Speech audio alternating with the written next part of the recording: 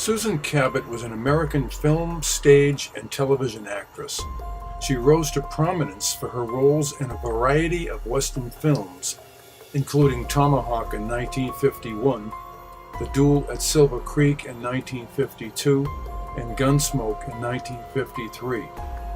After severing her contract with Universal Pictures in the mid-1950s, Cabot returned to performing in theater in New York. She subsequently returned to Hollywood in the later part of the decade and appeared in a series of films by director Roger Corman, such as Sorority Girl in 1957, War of the Satellites, and Machine Gun Kelly. Both were filmed in 1958. She made her final film appearance in Corman's horror feature, The Wasp Woman, in 1959.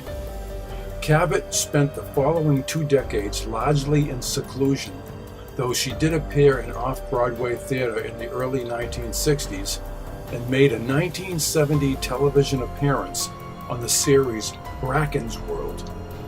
By the 1980s, Cabot was suffering from severe mental illness, including depression, suicidal thoughts, and irrational phobias.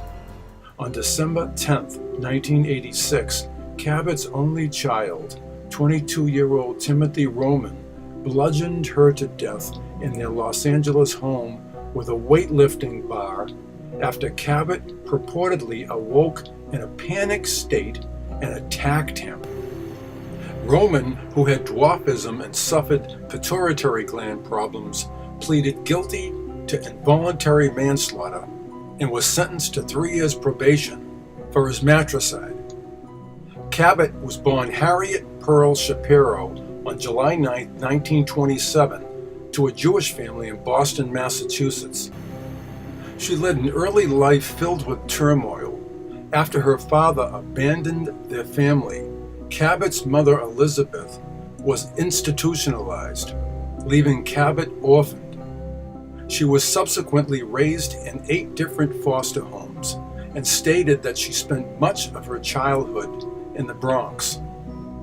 It was revealed that while in foster care, Cabot suffered emotional and sexual abuse, which triggered intense post-traumatic stress disorder. Cabot made her film debut in 20th Century Fox's film noir Kiss of Death in 1947, which was filmed in New York, playing a bit part as a restaurant patron. She was subsequently spotted performing at the Village Barn by a talent scout for Columbia Pictures, who cast her in on the Isle of Samoa in 1950. This role led to further Hollywood roles, with Cabot signing a contract with Universal Pictures. Her first film with the studio was the 1951 Western Tomahawk. The same year, Cabot divorced her husband, Sacker, and was subsequently romantically linked with King Hussein of Jordan for several years.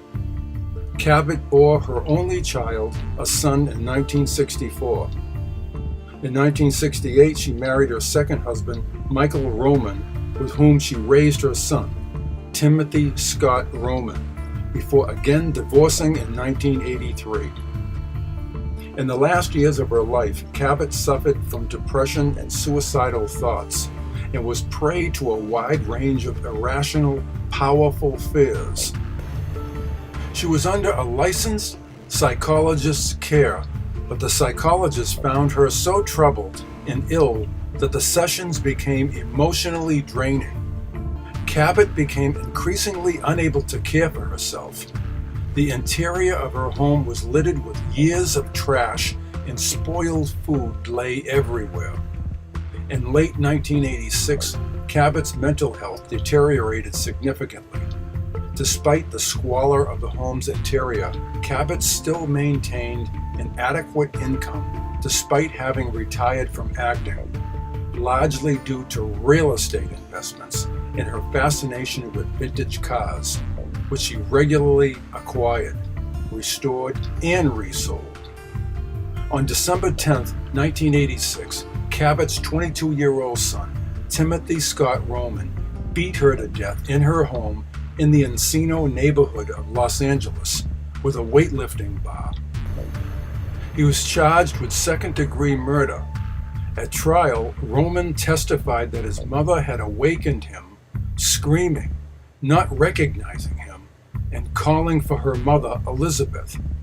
When he attempted to call emergency services, she attacked him with a barbell bar and a scalpel.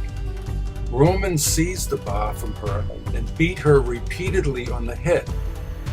He then hid the bar and scalpel and told police that a man in a ninja mask had killed his mother, believing no one would believe his story about her mental illness. Roman's defense attorneys claimed their client's aggressive reaction to his mother's attack was due to the drugs he took to counteract his dwarfism and pituitary gland problems as part of treatments for his Creutzfeldt-Jakob disease. At the close of the trial, prosecutors changed the charge to involuntary manslaughter, as no evidence had been presented at trial to support premeditation, which was required for a murder conviction.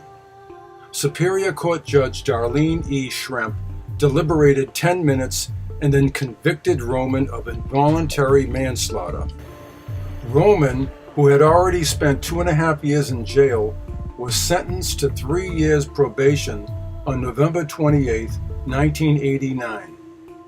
So thanks for watching, and we'll see you in the next exciting video.